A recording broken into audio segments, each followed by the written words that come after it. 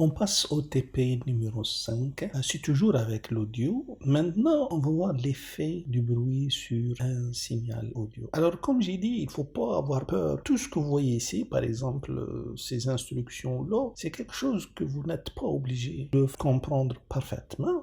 Il s'agit tout d'abord de librairies. C'est quoi les librairies? Ce sont des fonctions qui ont été faites pour vous. Vous pouvez les utiliser directement. Alors, chaque librairie, ça contient beaucoup de fonctions que vous pouvez utiliser. Ici, par exemple, ça c'est une astuce pour déclarer le Google Drive comme étant un répertoire local. Donc, on fait de cette façon-là. Vous n'avez pas besoin de compliquer votre vie. Directement, copier-coller ça. Si vous voulez, par exemple, faire un traitement d'une image ou bien d'un signal, puis écrire, c'est-à-dire générer un fichier audio ou bien image et le mettre quelque part. Vous pouvez le mettre sur le Google Drive en utilisant ces instruments-là. Ici, on va considérer 512 échantillons de l'audio.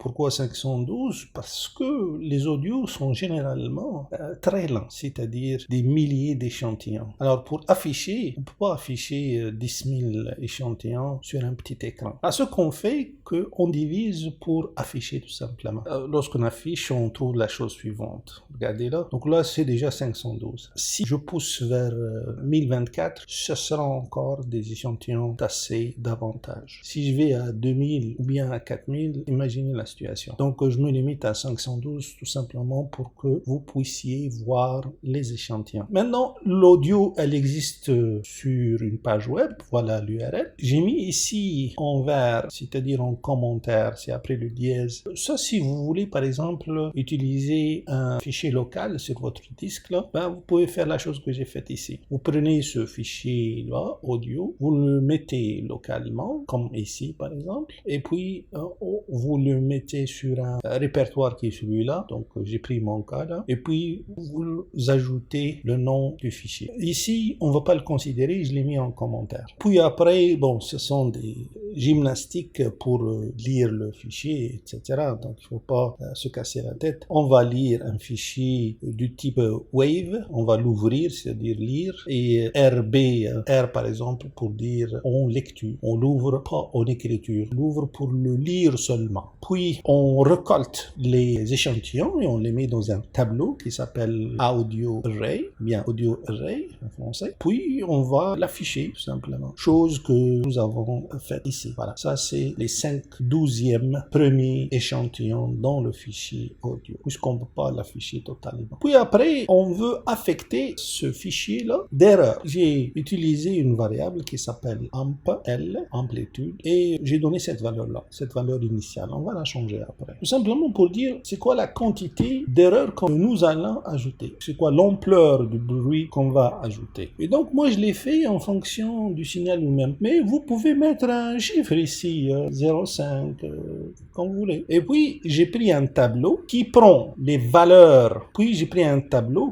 que j'ai appelé noise. Et puis, ce que j'ai fait, j'ai rempli ce tableau avec du bruit. Donc, des échantillons qui sont aléatoires, mais avec une amplitude que j'ai fixée ici. Donc, c'est pas des très grandes valeurs. Puis, j'ai déclaré un autre tableau, un ensemble de valeurs, un ensemble d'échantillons. C'est l'audio intact plus le bruit, chose qu'on voit ici. Voilà, ça c'est la version bruitée, hein? Donc c'est le signal audio plus le bruit. Ici, on voit que le signal a été affecté d'une façon notable. Et puis ça c'est pour l'affichage, hein? Il ne faut pas avoir peur. Puis ici, j'affiche les types de fichiers. La réponse est ici, là. Ça c'est un fichier avec des échantillons entiers 16 bits. Ça c'est avec des flottants 64 bits. Ça c'est avec des fichiers entiers 16 bits. C'est seulement pour vous, hein, simplement. Alors, c'est pas compliqué. À la fin, qu'est-ce que je fais? Je compose un nouveau chemin vers le Google Drive. J'ajoute le nom noisy.wave, c'est-à-dire si je vais dans le Google Drive, je trouverai un fichier qui s'appelle noisy.wave et c'est le fichier qui est ici. Ça, c'est la première partie 512 bits. Donc, ce fichier-là, il est maintenant sur Google Drive. Pourquoi? Parce que je l'ai écrit ici. Hein. Wave file write. Write, c'est-à-dire écrire, c'est-à-dire composer. On l'écrit où? On l'écrit sur le Google Drive. Donc, on a fait ça.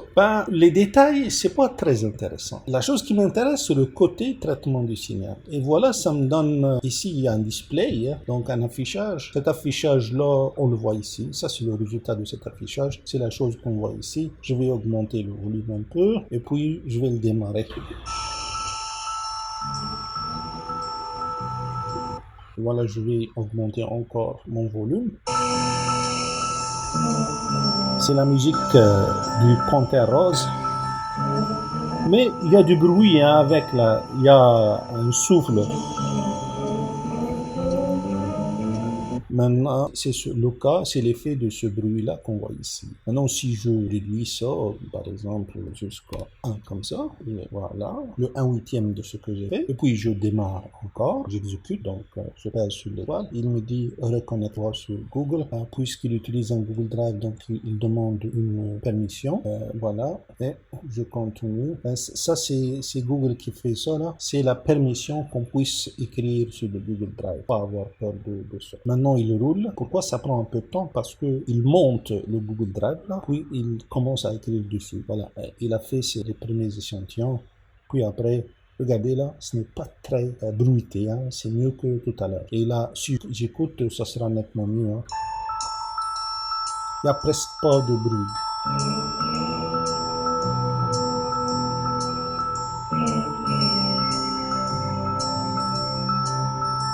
Par contre, si j'augmente le bruit ici, donc je change cette ampleur, cette amplitude, je dirais, voilà, comme ça, je multiplie par 20 le bruit, et puis je discute. Maintenant, ça va prendre moins de temps parce que le Google Drive est déjà monté là, donc il n'a pas besoin de monter une autre fois. Donc il a donné le résultat. Ça, c'est le signal intact, puis maintenant le signal il est bruité là, et ça se traduit dans l'audio qui est ici.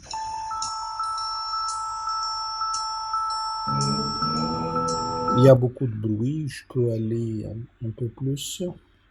Alors, est-ce que j'ai mis l'audio? Voilà, il est là. Si je mets 0,1 par exemple, et puis je exécute encore, voilà, il tourne, on le voit ici, il a terminé. Le signal intact, puis la version bruitée, et puis je vais essayer d'écouter là. Beaucoup de bruit.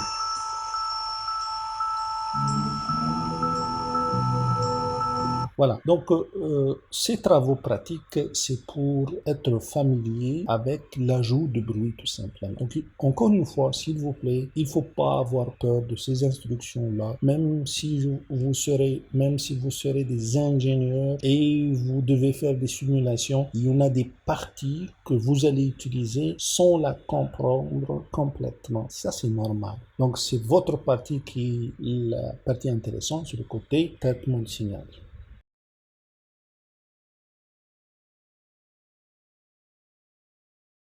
On passe au TP numéro 6. Ce TP-là, c'est pour vous donner un outil pour afficher la totalité d'un signal audio. Puisqu'on est limité sur le nombre d'échantillons, la chose que j'ai faite est la suivante. J'ai décomposé la courbe d'ensemble des échantillons en des intervalles. Par exemple, 256 échantillons, on les affiche, ou bien 512. Puis on passe au prochain, puis au prochain. Donc les prochains 512, les prochains 512 jusqu'à la fin. On peut aller en avant, ou bien on peut aller en arrière. Voilà, on exécute et ça donne ceci. Donc ça c'est le programme. C'est un peu lent parce que j'ai ajouté des procédures. Puis on peut écouter l'audio.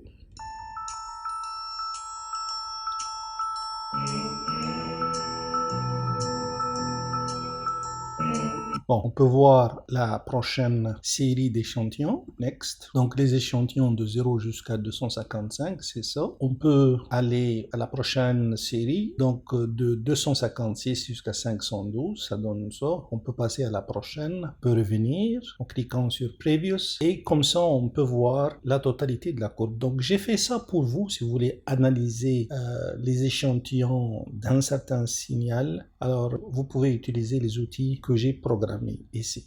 Donc c'est un peu long, ça par exemple pour le bouton pour aller à Previous, les précédents. Ça c'est pour le bouton pour aller à Next, je l'ai programmé comme ça.